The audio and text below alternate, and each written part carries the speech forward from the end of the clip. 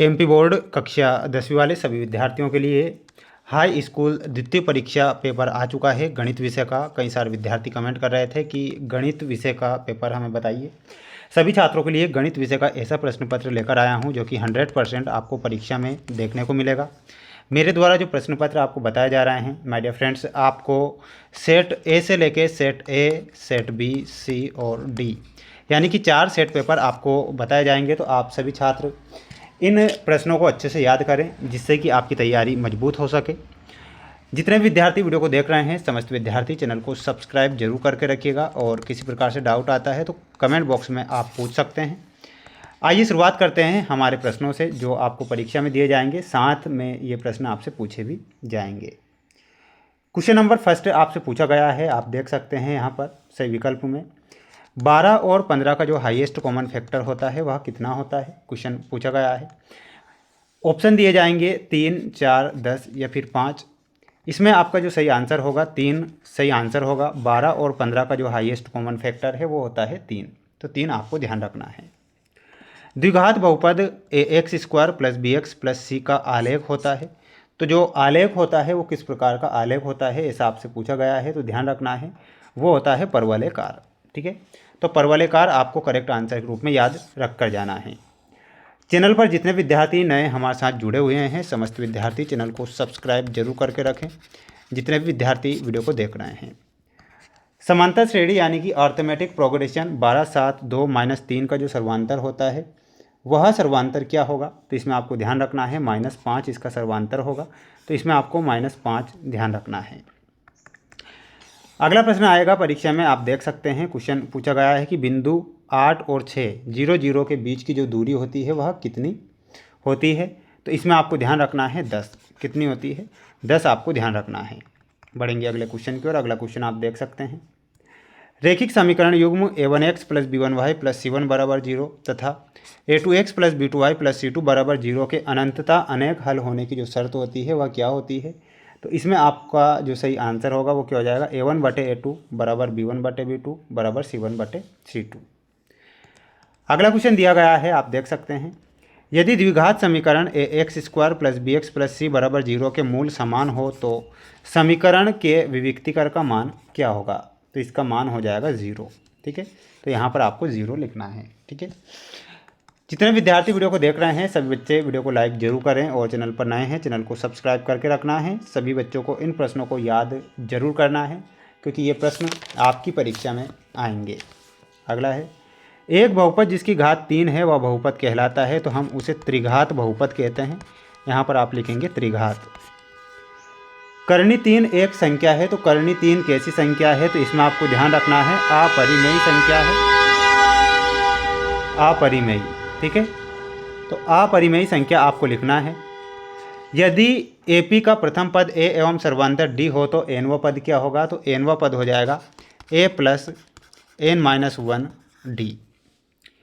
सभी वर्ग होते हैं, तो सभी वर्ग कैसे होते हैं, सभी वर्ग समरूप होते हैं, यहाँ आपको लिखना है समरूप।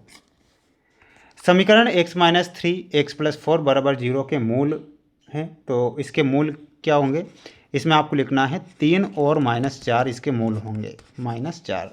स्क्रीनशॉट ले लें जल्दी से। अगला प्रश्न देखिएगा, किसी वृत्त के बाह्य बिंदु से अधिकतम रेखाएं स्पर्श रेखाएं खींची जा सकती है, तो इसमें आपको लिखना है 2। ठीक है, बढ़ेंगे अगले प्रश्न की ओर। अगला प्रश्न दिया गया है जिसमें आपको सत्य असत्य लिखना है। पहला प्रश्न है, रैखिक बहुपद ax + b का शून्यक -b/a है, तो ये आपको क्या लिखना है, सत्य लिखना है। किसी बिंदु की y अक्ष से दूरी उस बिंदु का y निर्देशांक होता है, तो ये आपको लिखना है असत्य। ये क्या हो जाएगा, ये आपका असत्य हो जाएगा, तो इसमें आपको क्या लिखना है, असत्य लिखना है। यदि ABC समांतर श्रेणी में है तब b = a + b/2 है, तो ये आपको सत्य लिखना है। यदि मीनार की ऊंचाई एवं उसकी छाया की लंबाई समान हो तो सूर्य का उन्नयन कोण 60 डिग्री का बनता है, ये गलत होगा।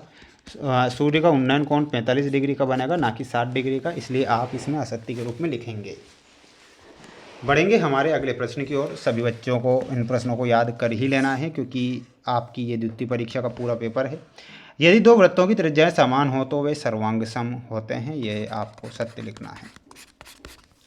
समरूप त्रिभुजों के क्षेत्रफल सदैव समान होते हैं, तो सदैव समान नहीं होते हैं, इसलिए इसमें क्या लिखना है, असत्य लिखना है। बढ़ेंगे अगले प्रश्न की ओर।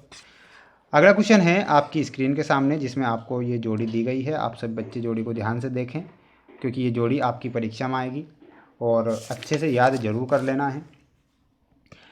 √1 + tan² थीटा का जो मान होता है वह कितना होता है, तो इसमें आपको बताना है सेक थीटा, यानी कि option number C. 1/tan theta का मान कितना होता है, तो कोट थीटा होता है, option number D. Cos theta का मान पूछा गया है तो बताना है 1/सेक theta. sin² 25 degree plus cos² 25 degree का मान कितना होता है, तो फोर्थ में आपको बताना रहेगा 1। समबाहु त्रिभुज का प्रत्येक कोण होता है, तो समबाहु त्रिभुज का प्रत्येक कोण बनता है 60 डिग्री का। समकोण त्रिभुज का एक न्यून कोण 60 डिग्री का है, तो दूसरा कोण बनेगा 30 डिग्री का। ठीक है, तो ये आपकी जोड़ी है। जोड़ी के नंबर आपकी स्क्रीन के सामने हो चुके हैं। आप सभी बच्चे इन्हें याद करें अच्छे से। अगला प्रश्न बता देता हूँ आपकी स्क्रीन के सामने। ये अगला क्वेश्चन आएगा, ध्यान से आप देखेंगे। द्विघात समीकरण ax² + bx + c = 0 के लिए विविक्तिकर का सूत्र क्या होता है, तो विविक्तिकर का सूत्र आपको बताना रहेगा सभी स्टूडेंट्स को, और वो क्या हो जाएगा, और वो हो जाएगा b² - 4ac, b² - 4ac। किसी रेखाखंड के मध्य बिंदु के निर्देशांक ज्ञात करने का सूत्र क्या होता है, तो इसमें आपको ध्यान रखना है सभी स्टूडेंट्स को, जो कि मैं आपको बता देता हूँ। x1 + x2/2 और यहाँ पर लिखना है y1 + y2/2, ब्रैकेट बंद करना है। एक वृत्त की कितनी स्पर्श रेखाएं खींची जा सकती है, तो यहाँ पर आपको क्या लिखना है, अनेक।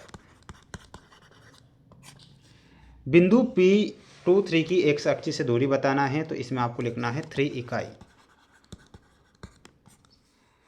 दृष्टि रेखा की परिभाषा याद रखना है, प्रेक्षक की आंख से वस्तु तक खींची गई रेखा को दृष्टि रेखा कहते हैं। बिल्कुल शॉर्ट में बता रहा हूँ, प्रेक्षक की आंख से वस्तु तक खींची गई रेखा को दृष्टि रेखा कहते हैं। ये प्रश्न आएगा।